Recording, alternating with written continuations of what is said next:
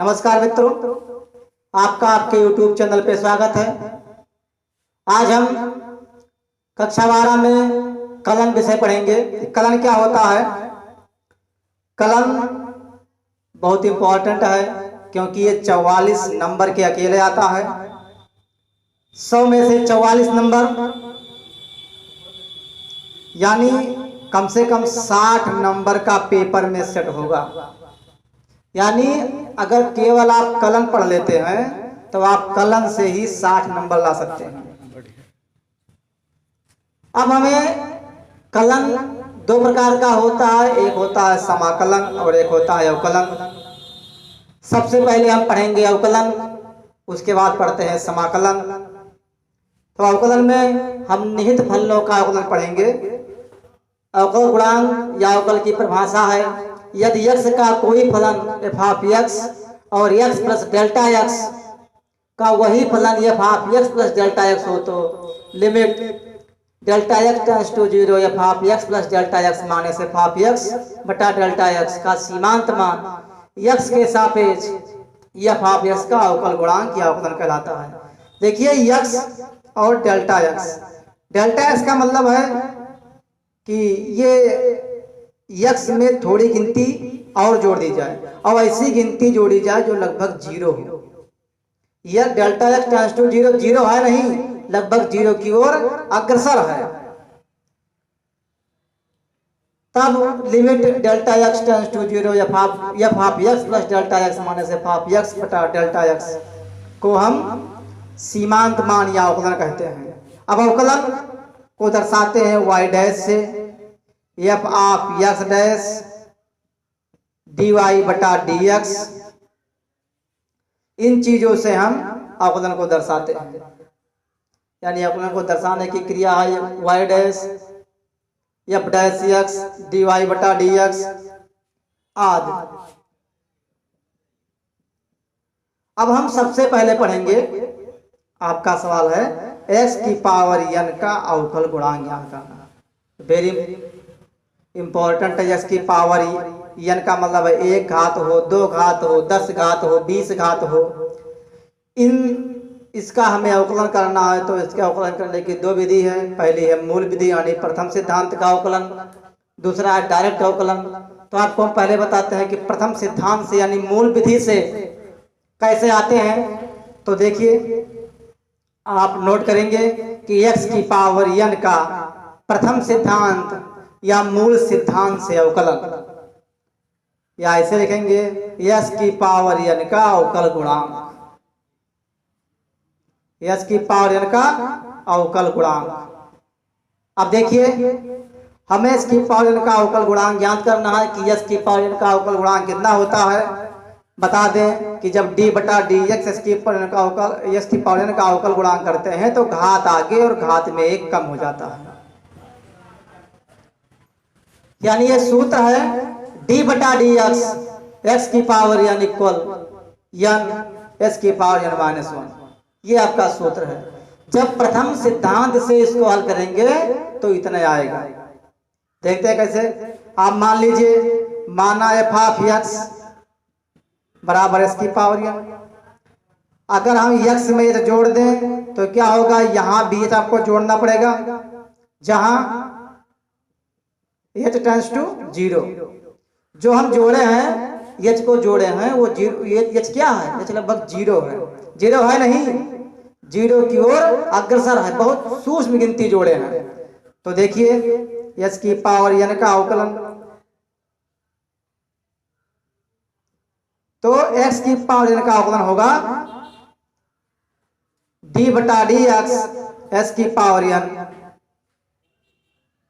ये होता है limit x tends to 0 f of x plus h minus f of x बटा h।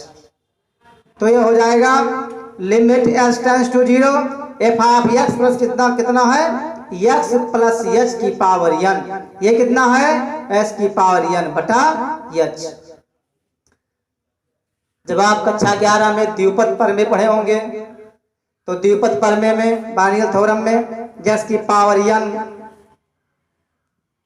या s की पावर a की पावर n इस प्रकार या ऐसे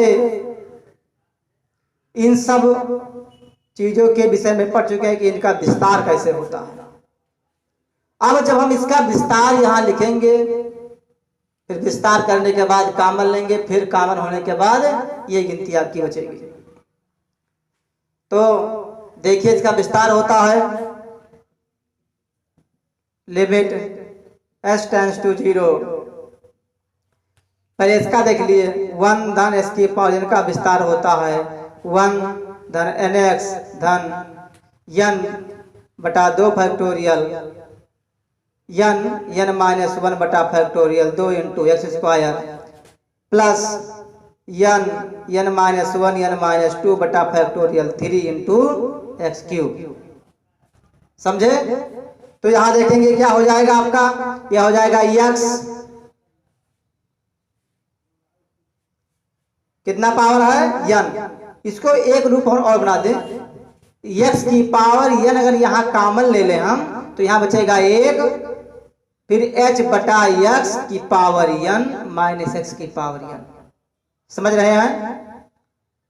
देखिए इस प्रकार देखेंगे आप, अगर जो कॉमन लेना है ऐसे लिखा है s या a प्लस बी बटा a प्लस बी की पावर 2 लिखा है। जब आप a बाहर निकालोगे तो a स्क्वायर हो जाएगा, यहाँ क्या हो जाएगा 1 धन b बटा a की पावर 2। क्यों? क्योंकि 2 पावर लगा है, जब ये बाहर निकलेगा तो पावर के साथ बाहर निकलेगा। कहीं ऐसे लिखा है 2 प्लस 3 की पावर 2, जब 2 को बाहर निकालोगे तो 2 की पावर 2 इन द ब्रैकेट 1 3 बटा 2 की पावर 3, या 3 बाहर निकालोगे तो 3 की पावर 2 2 बटा 3 प्लस 1 हो जाएगा। समझे आप? तो इस बात को देखें। अब इसका हम प्रसार कर दें, प्रसार करेंगे द्विपद प्रमेय की सहायता से। तो जब द्विपद प्रमेय की सहायता से इसका प्रसार करेंगे तो s की पावर n, एक बार पहले कॉमन ले लीजिए फिर प्रसार कीजिए, तो 1 प्लस h बटा s की पावर n, यहां बचा -1 बटा h, और फिर देखिए आप प्रसार कर दीजिए, अभी प्रसार आपको बताए हैं। तो प्रसार ये हो जाएगा 1 धन n h बटा x, फिर हो जाएगा n माइनस 1 बटा फैक्टोरियल 2 इंटू एच स्क्वायर बटा x square plus n minus 1 n minus 2 बटा फैक्टोरियल 3 इंटू एच क्यूब बटा 3 क्यूब प्लस डॉट डॉट -1 और बटा एच माइनस 1 से 1 कट गया, बचा का लिमिट s टेंड्स टू 0। अब देखिए सभी पदों में h बटा x कॉमन है, और क्या कॉमन है n, यहाँ n है, यहाँ n है, यहाँ n है, अर्थात डॉट पूरे पदों में n कॉमन है। h बटा x यहाँ है, h बटा x यहाँ है, h बटा x यहाँ है, तो h बटा x भी पूरे पदों में कॉमन है। तो कॉमन क्या हो जाएगा s की पावर n गुणे n h बटा x। यहाँ का बचा, जब ये निकल गया तो बचा 1, यहाँ बचेगा n माइनस 1 की फैक्टोरियल 2 h बटा x। अगला पद बचेगा n माइनस 1 n माइनस 2 बटा factorial 3 into h square x square plus dot dot, और ये बटा h।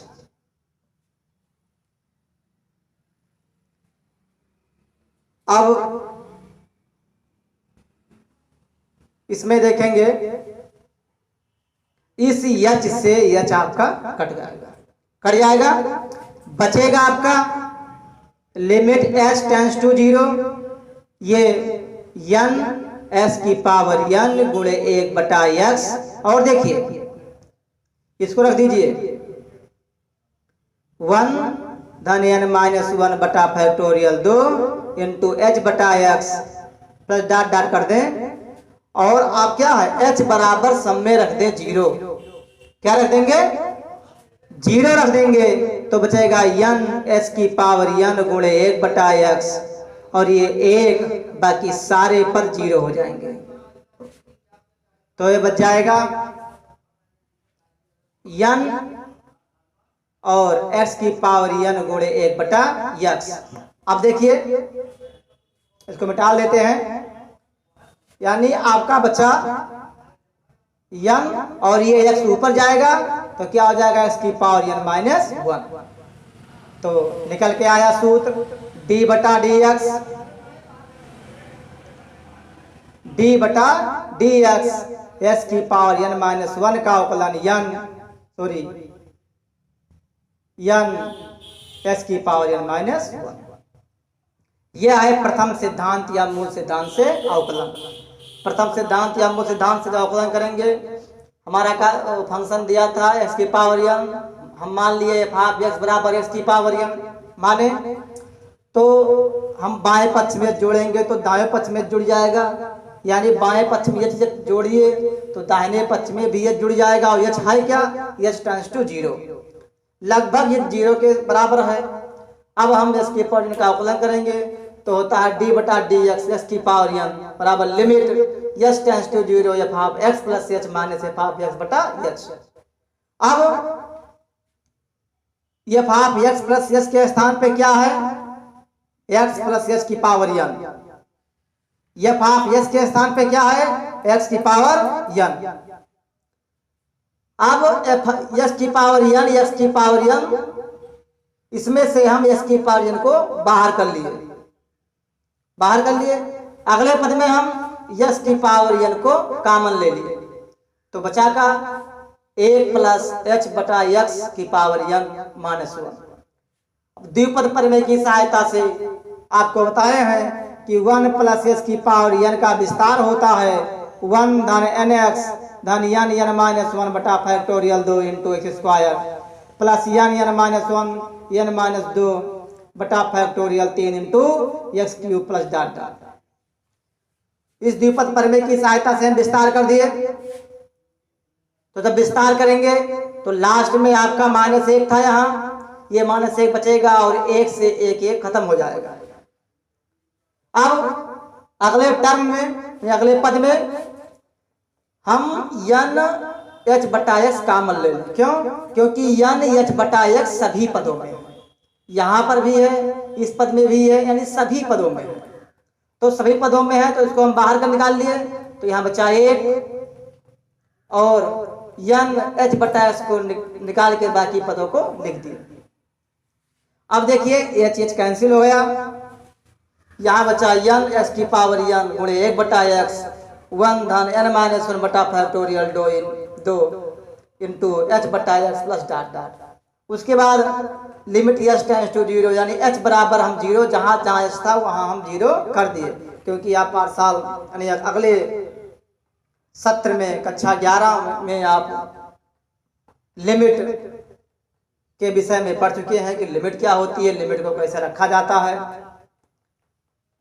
उसके बाद आप जब h बराबर 0 कर दिए, फिर आपका बचा n s की पावर n गुणे 1/x in the bracket 1 plus dot dot 1 + 0 plus dot dot. अब x ऊपर जाएगा तो हो जाएगा s की पावर n -1, यानी बचा आपका n s की पावर n -1, अर्थात d/dx x की पावर n का अवकलन होता है n s की पावर n -1। अर्थात अगर इस प्रकार का फंक्शन लिखा हुआ है, अगर हमें इसका अवकलन करना है तो घात आगे आ जाएगा, घात में 1 कम हो जाएगा। जैसे अगर हमें अवकलन करना है, s की पावर 50 लिखा हुआ है, अभी देख लीजिए एग्जाम्पल में s की पावर 50 का अवकलन करना है, तो हम मान लेंगे y बराबर s की पावर 50, फिर लिखेंगे x के सापेक्ष अवकलन करने पर, तो y का अवकलन होगा dy/dx। अभी बताए हैं कि घात आगे आ जाएगा और घात में 1 कम हो जाएगा, यानी 50 एस की पावर 49, यही आपका आंसर हो जाएगा। क्योंकि सूत्र बता रहा है कि डी बटा डी एक्स एस की पावर एन का अवकलन होता है एन एक्स की पावर एन माइनस 1। तो देखिए 50 है, ये घात है, घात गुणा के रूप में आगे आ जाएगा और घात में एक कम हो जाएगा। अगर कहीं ऐसे लिखा है, इधर देखिए यहां लिखा हो 4/5 लिखा है, तो y बराबर मान लेंगे इसकी पावर 4/5। अब लिखेंगे x के सापेक्ष अवकलन करने पर, x के सापेक्ष अवकलन करने पर तो y का अवकलन हो जाएगा dy बटा dx। फिर ये आपका क्या है, घात है, घात गुणा के रूप में आगे आ जाएगा तो 4/5 हो जाएगा और फिर घात में एक कम हो जाएगा, यानी 4/5 ये हो जाएगा 4 माइनस 5/5, यानी 4/5 इसकी पावर माइनस 1/5। ये आपका अभीष्ट आंसर हो जाएगा। अगर हमें